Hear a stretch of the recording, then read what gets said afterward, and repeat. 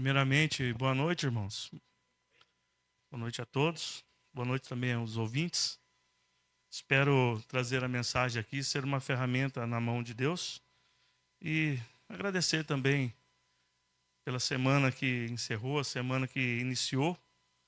Um dia bom, um bom dia, né? Um dia agradável.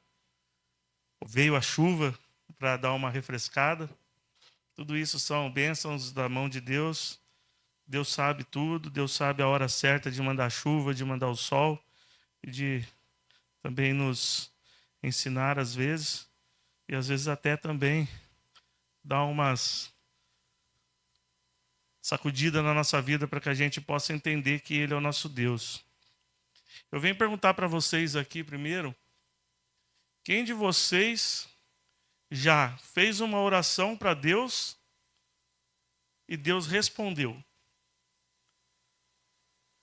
Bênção, né? Isso é uma coisa muito boa. Eu lembro que quando eu estava um tempo afastado da igreja, a minha mãe, a turma, né, o Weser, meu irmão, eram pessoas que sempre chegavam em mim e falavam assim, olha, você conhece a verdade. Então essa verdade um dia ela vai te cobrar. Deus vai cobrar e você conhece o Deus que você seguia, né? E a gente sabe onde a gente está pisando, nos lugares errados, mas Deus ele é muito bom e graças a Ele, Ele também tem pessoas boas aqui na terra. Uma delas é a nossa mãe, que a gente tem que agradecer muito pelos joelhos dobrados, né? Pelas vezes que quando a gente saía, fazia alguma coisa, sempre estava ali em oração. E eu me lembro que sempre quando eu voltava, assim, de madrugada, às vezes, chegava lá no quarto da minha mãe, mãe, ó, cheguei. E ela pegava e falava assim, onde você estava? Estava em tal lugar, assim, assim, assado. Então, lembra da onde você veio. Deus um dia vai te cobrar. E graças ao bom Deus, a gente vai crescendo, vai amadurecendo. E aquele versículo que ensinaram a criança no caminho que deve andar aí um dia, ela volta, se desviar, ela voltará. Eu sou fruto disso. Mas também sou fruto de muitas orações da minha família inteira, eu tenho certeza. E eu agradeço muito mesmo, porque Deus ele tem misericórdia de cada um de nós. E essas orações, muitas das vezes, ela não vem de encontro com o que a gente quer. Porque a gente gosta de estar fazendo as coisas que a gente quer, do jeito que a gente quer. E a gente entra num conflito com Deus querendo entender como que Ele funciona, como que Ele age. A gente nunca vai entender, mas Ele tem na sua didática ali tentado nos ensinar e nos mostrar. E isso é muito bom. Mas vamos lá. Hoje eu convido vocês a abrir o livro de Abacuque. Enquanto nós abrimos lá, a gente vai tentar entender o que aconteceu com Abacuque ali, o que ele estava sofrendo e como que ele lidou com essas situações na qual ele questionou Deus, né? E ali nesse questionamento uma pessoa que tentava ali seguir os caminhos de Deus, andar nos seus princípios, estava ali com sofrimento, estava quase em um momento de depressão e entender o que estava acontecendo. Nós abrimos aqui a Bíblia, vamos pedir o Espírito Santo para nosso entendimento, vamos orar? Bondoso Deus, Pai, obrigado mais uma vez, porque sabemos que o Senhor se faz presente. E agradecemos também, Senhor Deus, porque o Senhor tem enviado o Teu Santo Espírito na nossa vida. O Espírito Santo nos dê a clareza da Tua palavra e que possamos, Senhor Deus, ao abrir a Tua mensagem, entender e colocar em prática. Seja conosco agora, é o que pedimos em nome de Jesus. Amém. Eu sempre, quando estou aqui na frente, eu falo, né? Eu gosto mais de quando eu estou na lição, porque na lição eu jogo o tema para a turma e eu só vou balizando. Mas quando a gente tem que passar, aí o problema é um pouquinho maior. Mas vamos lá. O que aconteceu aqui em Abacuque? Do primeiro capítulo até o versículo 4 diz assim: sentença revelada ao profeta Abacuque. Até quando, Senhor, clamarei eu e tu não me escutarás? Gritarei violência e não salvarás? Por que me mostras a iniquidade e me fazes ver a opressão? Pois a destruição e a violência estão diante de mim.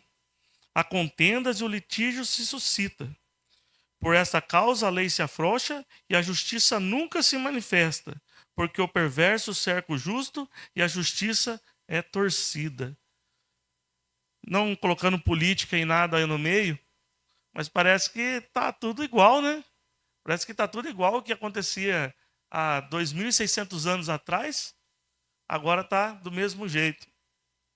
O que acontece aqui?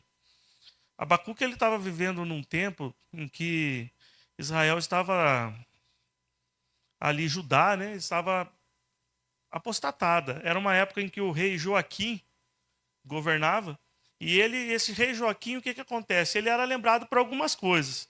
Ele era infiel a Deus, ele cobrava impostos altos do povo. Jeremias, um profeta, também foi lá avisar ele de tudo que estava acontecendo, e ali, o que ele faz? Jeremias leva um rolo ali de mandamentos e tudo para ele se colocar e resolver a situação. Ele vai e queima aquele rolo lá, como se nada tivesse acontecido. Ele fala assim: eu não quero saber disso. Eu vou continuar com o meu governo do jeito que está. E ele também era inimigo dos profetas. Então ali o que acontece?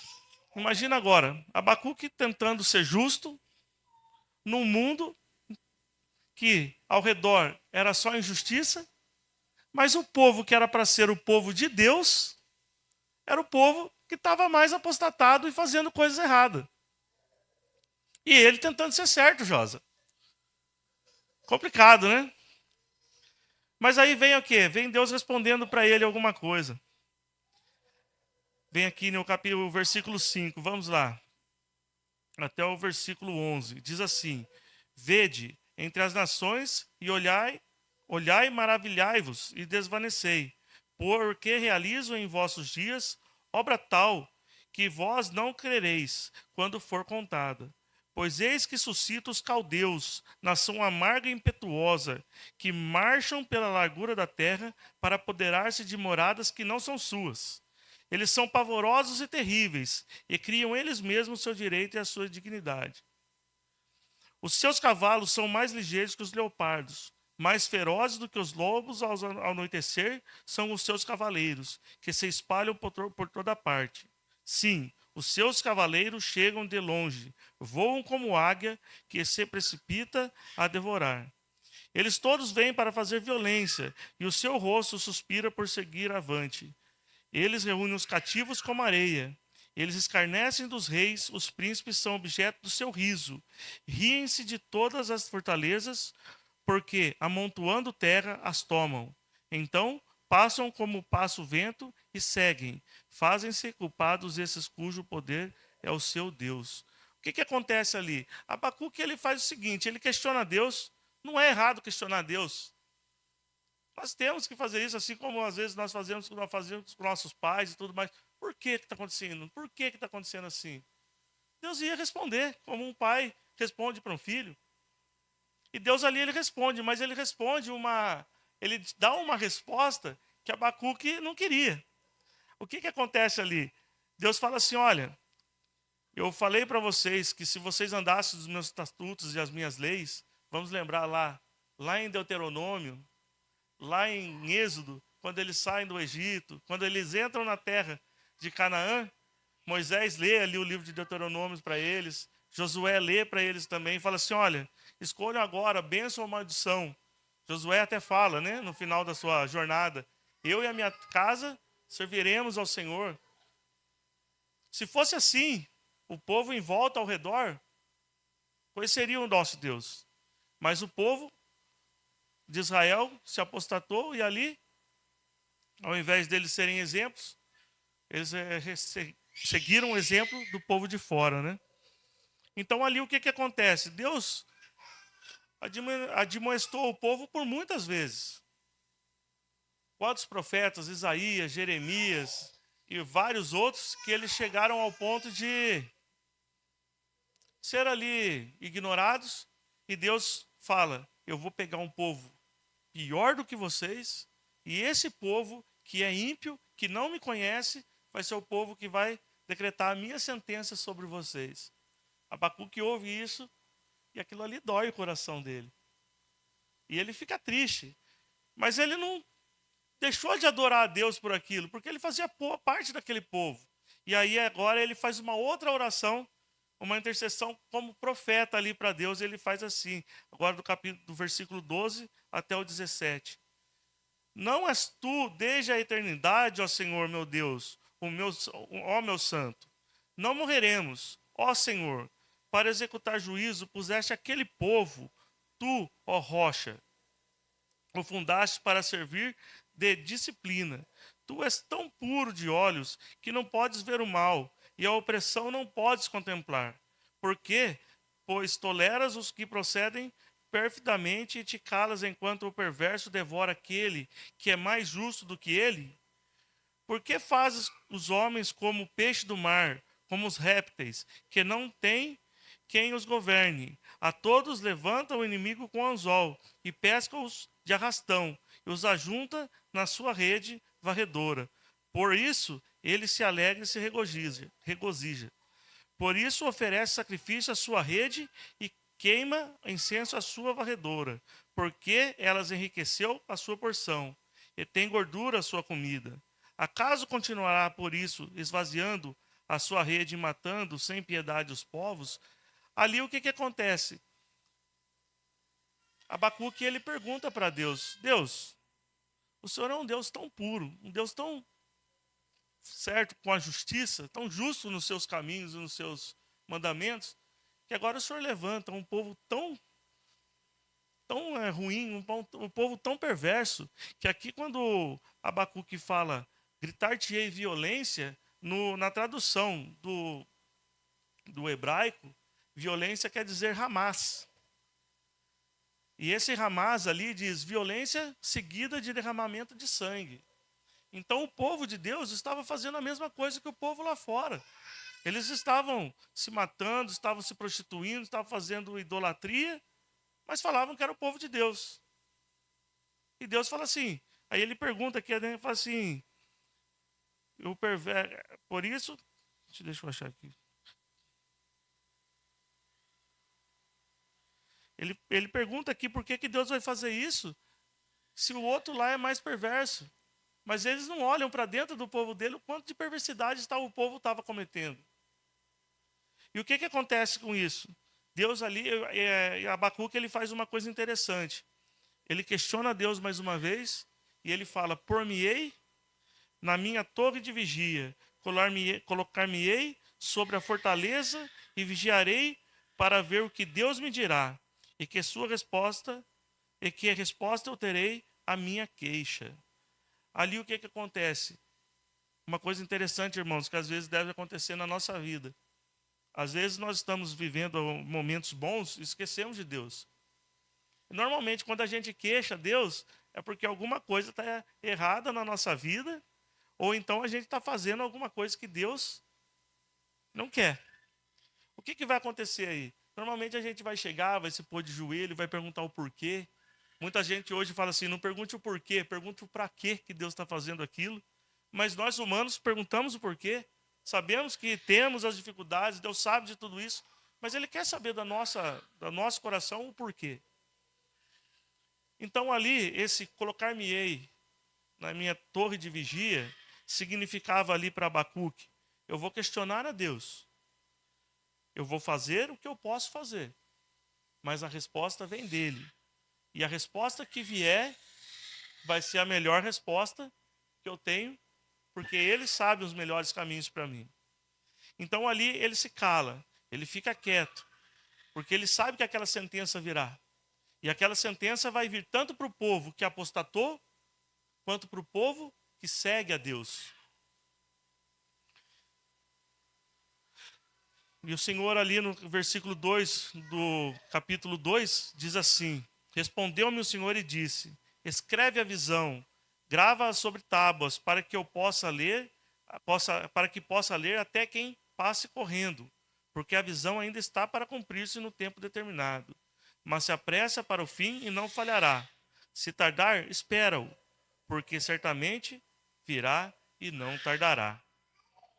Eis que o soberbo, sua alma não é reta nele, mas o justo viverá pela fé. Essa é a nossa essência de toda essa lição, esse capítulo. O justo viverá pela fé. Como assim o justo viverá pela fé? O que mudou agora para Abacuque ou para todos aqueles que acreditam em Deus, sendo que Deus ele está falando assim, até eu colocar fim em tudo, vai continuar do jeito que está. Até eu colocar fim em tudo, vai piorar, vai acontecer muitas coisas. Mas o justo viverá pela fé. E essa palavra, isso que Deus pediu para que Abacuque escrevesse, talvez na época não tinha outdoor, mas talvez uma pedra ou uma tábua, um lugar onde ele colocasse ali em visão para que até quem passasse correndo pudesse ler, o justo ali viverá pela fé. Falava assim, né? Eis o soberbo, sua alma não é reta nele, mas o justo viverá pela fé. O justo viverá por quem? Pela confiança em Deus, pela tua contemplação a Ele. E assim como o vinho é enganoso, tampouco permanece o arrogante, cuja gananciosa boca se escancara como um sepulcro e é como a morte, que não se farta. Ele ajunta para si todas as nações e congrega todos os povos. Ali o que Deus faz? Deus mostra para Abacuque que ele não está silencioso a tudo que está acontecendo com aquele povo. O povo não queria mais ouvir a voz dele. Os profetas eram ridicularizados. Deus abria a boca do profeta, mas o povo queria calar a boca do profeta.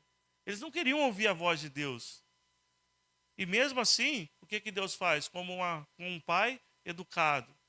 Tá bom, você quer seguir esse caminho? Siga o caminho. As consequências virão. Isso é básico da nossa vida. O que a gente colhe, a gente planta. O que a gente planta, a gente colhe, né? Então, o que acontece? Deus abre ali o entendimento de Abacuque e ele fala algumas coisas ali contra os caldeus, porque ele vai usar o povo dos caldeus ali, os babilônios, para que fizessem juízo com Israel, contra Judá, mas ele fala assim, não vai ficar para sempre.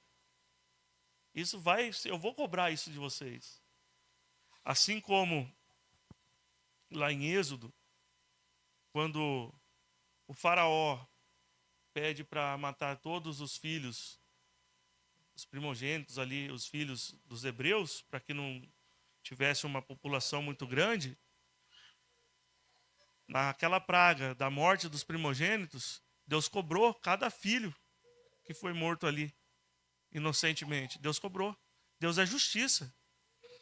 E aqui diz assim, ó, os ais, né? Os 5 ais sobre os caldeus. A gente vai dar uma resumida, irmãos. O ai aqui, ai daquele que acumula o que não é seu. E até quando, né? E daquele que a si mesmo se carrega de penhores.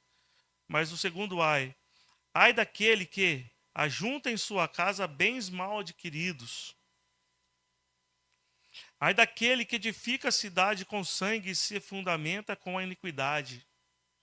Ai daquele que dá de beber ao seu companheiro misturando a bebida, seu furor, e o que embebeda para lhe contemplar as vergonhas. E aqui o último ai daquele que diz a madeira, acorda, e a pedra muda, desperta. Pode o ídolo ensinar? Eis que está coberto de ouro e de prata, mas no seu interior não há fôlego nenhum.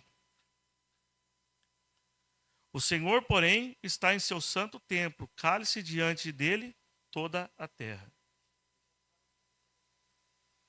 O que acontece aqui, irmãos? Deus ele mostra para Abacuque que ele não está omisso ao que está acontecendo no mundo. Ele não está omisso ao que está acontecendo naquele povo, no povo que é a menina dos olhos dele. Deus ele está ali olhando e está vendo, e ele vai uma hora colocar a sua sentença. Então Abacuque ele entende que Deus ele é um Deus que ele trabalha com tempo. Ele trabalha com seus planos, na sua plenitude e na sua hora. E Abacuque ele entende tudo isso. E essa é a virada de chave para ele. Porque no capítulo 3 aqui, ele tem agora a oração que ele faz a Deus. É um capítulo bonito que fala aqui algumas alguns versículos exaltando a Deus, assim como quando Jó vai fazer ele vê Deus ali vindo ali numa brisa, né? Tudo ali. E Deus ali questiona ele: por um acaso você sabe quem eu sou? Por um acaso você sabe o meu poder? E Jó ali, ele reconhece quem é Deus. Aqui também Abacuque, ele exalta o nome de Deus. E ele fala nos últimos versos do capítulo 3 assim.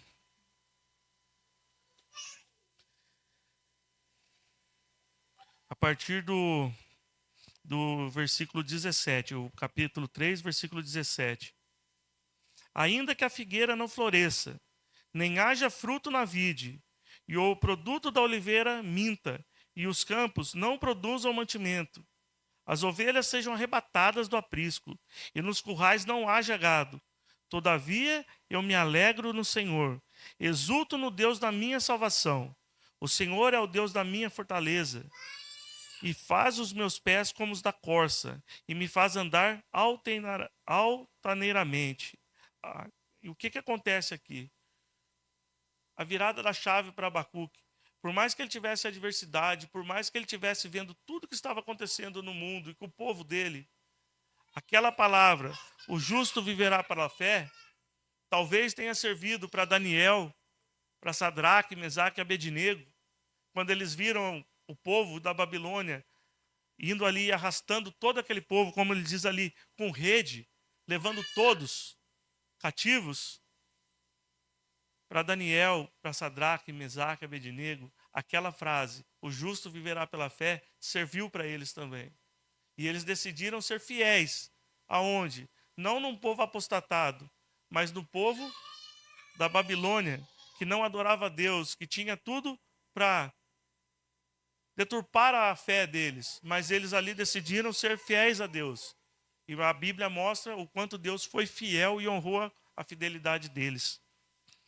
Abacuque, ele não, a essência dessa pregação é que a fé, ela não está firmada no que Deus vai fazer por nós num dos momentos bons da nossa vida. Porque ontem mesmo estava lá na escola sabatina, todos ali, eu quero agradecer pelas bênçãos da semana, não tive provação, não tive isso, não tive aquilo, só bênção. É fé também.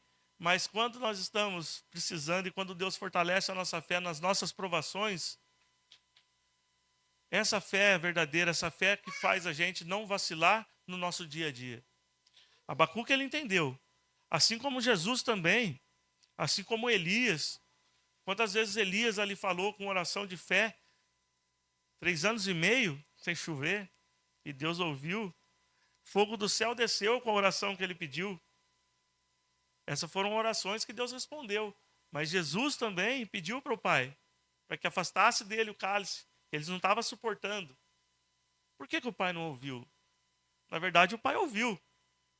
Só que o plano de Deus era maior ali para Jesus. Ele sabia que Jesus deveria passar por aquilo.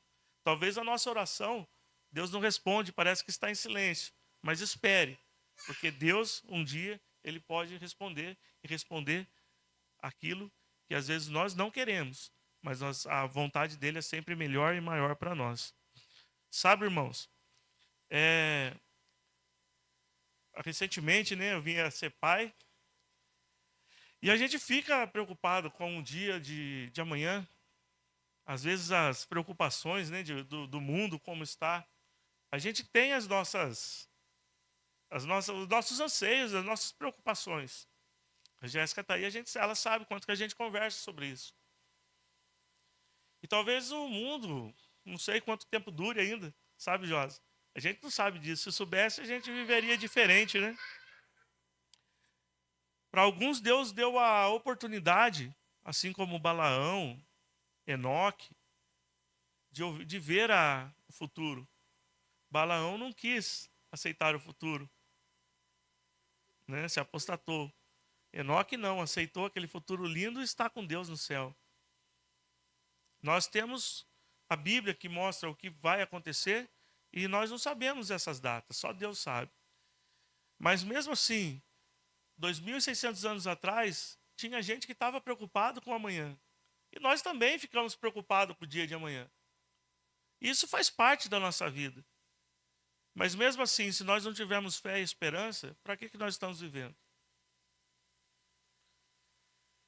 Tem um hino muito bonito que todo mundo conhece, é o Porque Ele Vive, because He Lives, né, em inglês.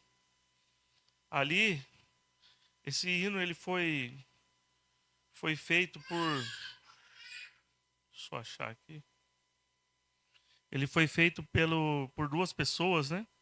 Bill e Gloria Gaither, em 1971. Esse é um hino muito conhecido que nós conhecemos aqui, cantamos muito na igreja. É um hino que quando nós estamos cantando, ele fortalece a nossa fé. E também é muito cantado em funerais, né? Fortalece a nossa esperança em Deus. Porque Ele vive, posso crer no amanhã. Qual que é a história desse hino? Há 50 anos atrás, 50 e quantos anos? 55 anos? 54, 55 anos, foi escrito esse hino. Meio século. Quantas coisas mudaram? Quanta dificuldade, quantas guerras, quanta coisa aconteceu no mundo. E ali, quando que aconteceu de escrever esse livro? Eles estavam ali, os pais, os Gators ali, estavam tendo o terceiro filho, e eles estavam preocupados ali com a incerteza global. O mundo vivia em tempos conturbados, com notícias de guerra e agitação social, o que gerava um sentimento generalizado de falta de esperança no futuro. Dificuldade pessoal também. A esposa estava grávida do seu terceiro filho, e o casal temia o tipo de mundo em que a criança nasceria. Além de Bill enfrentar uma doença na época, eles chegaram a pensar em desistir do ministério e das composições dos hinos que eles compunham. E o que acontece? Quando que esse hino foi inspirado? Quando, diante das dúvidas e medos, a fé na ressurreição de Jesus Cristo trouxe ao casal certeza e a paz necessárias para enfrentar a adversidade. A inspiração aqui, porque ele vive, posso crer no amanhã, ela veio quando Glória segurava o bebê em seus braços como uma mensagem de conforto e segurança para o filho, independente do que acontecesse no mundo. É o mesmo legado aqui que Abacuque deixou, o legado que muitos profetas deixaram na Bíblia, e o legado também que Deus deixou com Jesus, o seu filho aqui. Jesus veio, morreu nessa terra, numa cruz, derramou sangue santo, que paga o preço dos nossos pecados. Só falta para nós aceitarmos essa condição. E que possamos entender que o mundo, sim, vai ter as suas dificuldades, as suas adversidades. Mas, se confiarmos em Deus, nós podemos vencer. E eu convido agora todos a cantarmos o hino Porque Ele Vive, para finalizarmos essa mensagem.